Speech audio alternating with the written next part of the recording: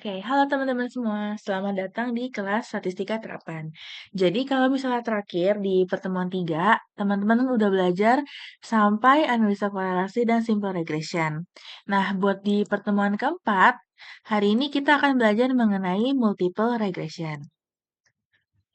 Nah, sebelum masuk ke multiple regression, di sini aku mau remind lagi tentang yang simple regression. Nah, jadi kalau simple regression atau regresi sederhana itu merupakan pengujian regresi dari satu variabel independen terhadap satu variabel dependen. Nah, nanti pengaruh dari variabel independen dengan variabel dependen itu akan dijabarkan ke fungsi yang ini. Yang Y sama dengan A tambah BX tambah E. Ini untuk yang simple regression. Nah, kalau untuk yang multiple regression, nanti rumusnya akan seperti ini, yaitu lebih panjang. Karena kalau misalnya multiple regression, itu variabel independennya ada banyak. Nih, ada independen pertama, independen kedua, sampai seterusnya. Sampai tergantung ada berapa banyak independennya. Oke, jadi jelas ya teman-teman, kalau variabel independennya ada banyak, itu berarti namanya multiple regression. Tapi kalau independennya cuma satu, itu berarti namanya simple regression. Oh iya, aku mau remind lagi ke teman-teman, apa bedanya variabel independen sama variabel dependen. Jadi, kalau variabel independen, dia itu variabel yang mempengaruhi. Nah, sedangkan dependen, dia itu variabel yang dipengaruhi. Oke, teman-teman, sekarang kita mau coba kerjain soal yang ini, prosedur multiple regression. Nah, teman-teman bisa download dulu file regresi.saf yang udah aku taruh di Teams. Nah, kalau udah, teman-teman bisa buka aplikasi SPSS-nya. Lalu ini ditunggu aja, karena dia emang agak lemot.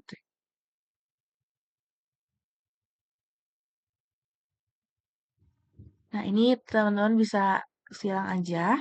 Nanti akan muncul tampilan input seperti ini.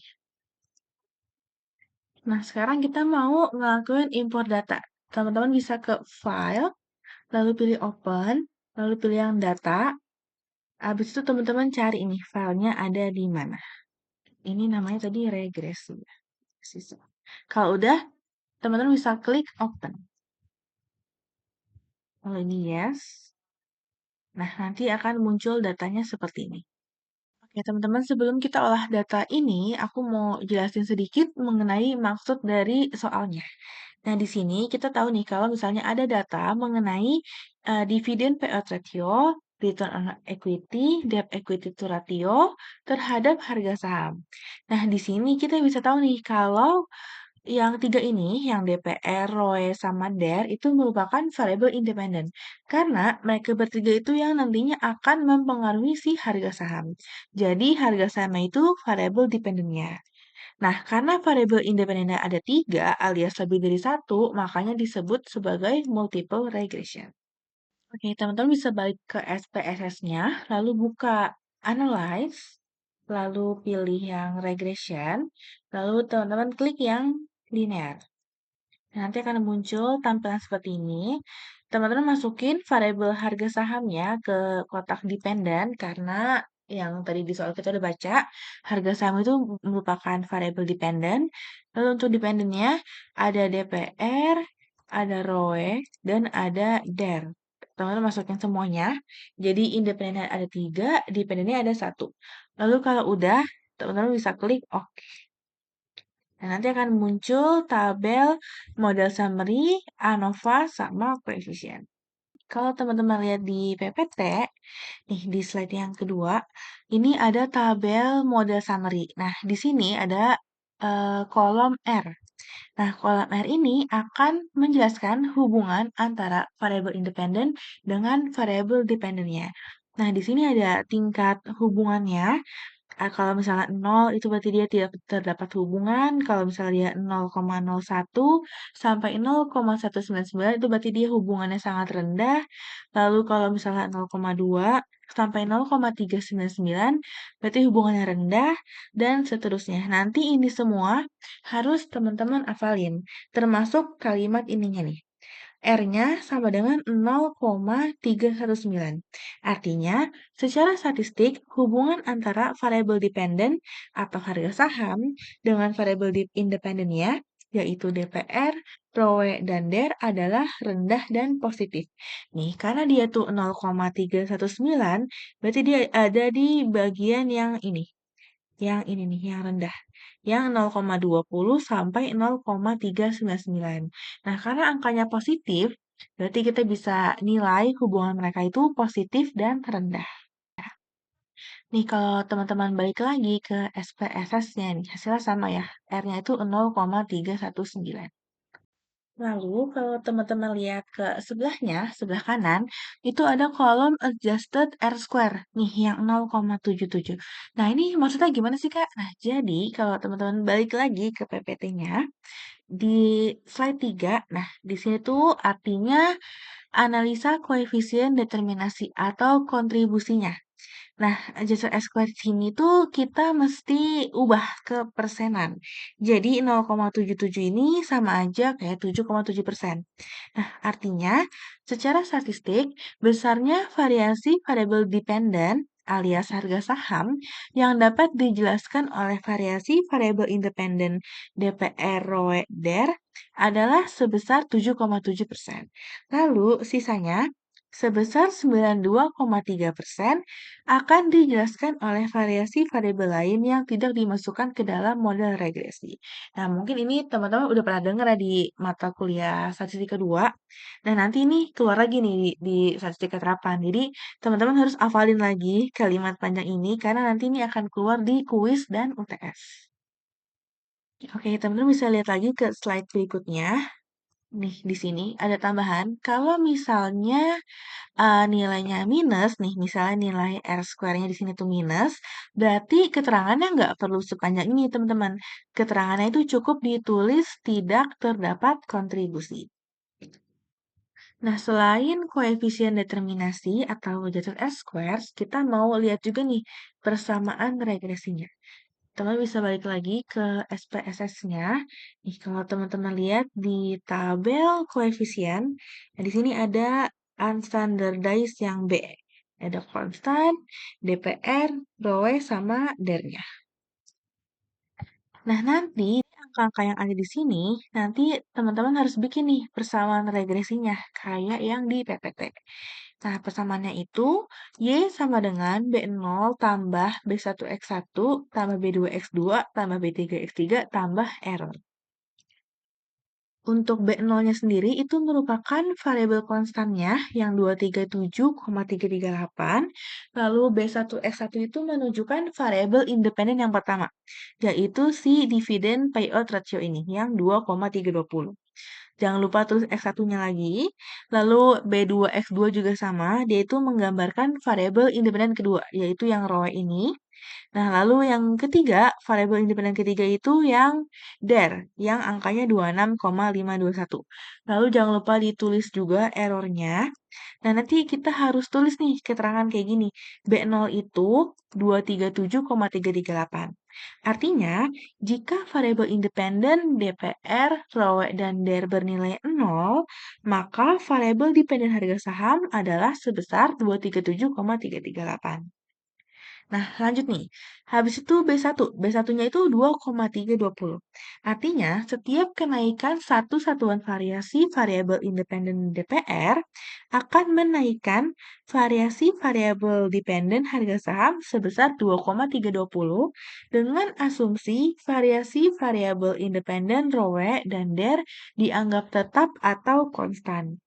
Nih, teman-teman perlu underline, ini kan angkanya positif ya, B-nya. Nah, berarti dia itu menaikkan. Kalau misalnya angkanya di sini negatif, itu berarti nanti kalimatnya itu dia menurunkan. Seperti itu.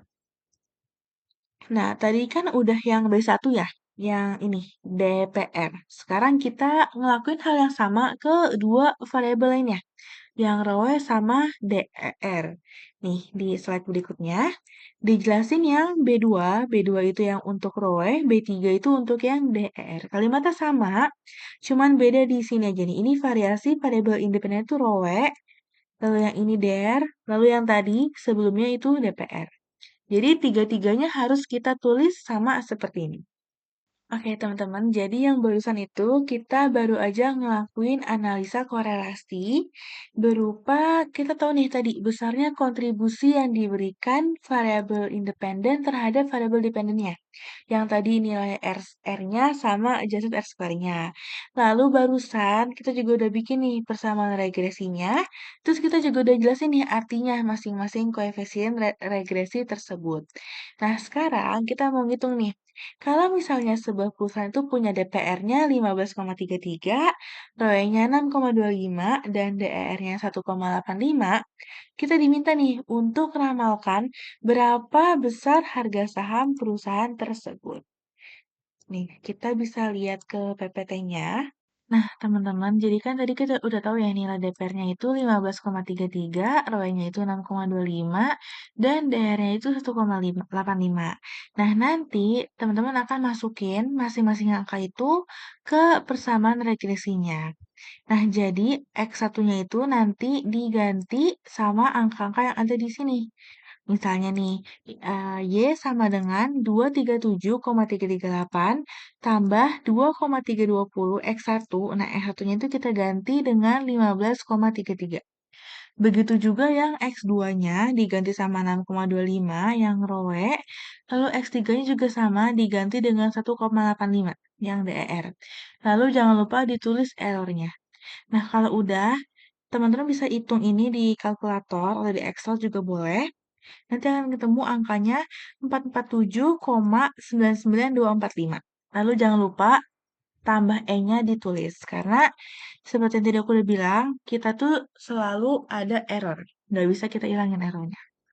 Nah, kalau misalnya di soal itu angkanya nggak dikasih tahu kayak gini, misalnya di soal itu angkanya naik sebesar 10%, berarti kita harus hitung dulu nih berapa kenaikannya.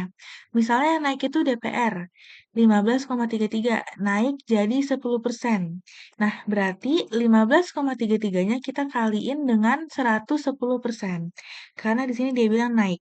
Terus kalau misalnya turun gimana, Kak? Nah, kalau misalnya turun, berarti 15,33-nya kita kali dengan 90%.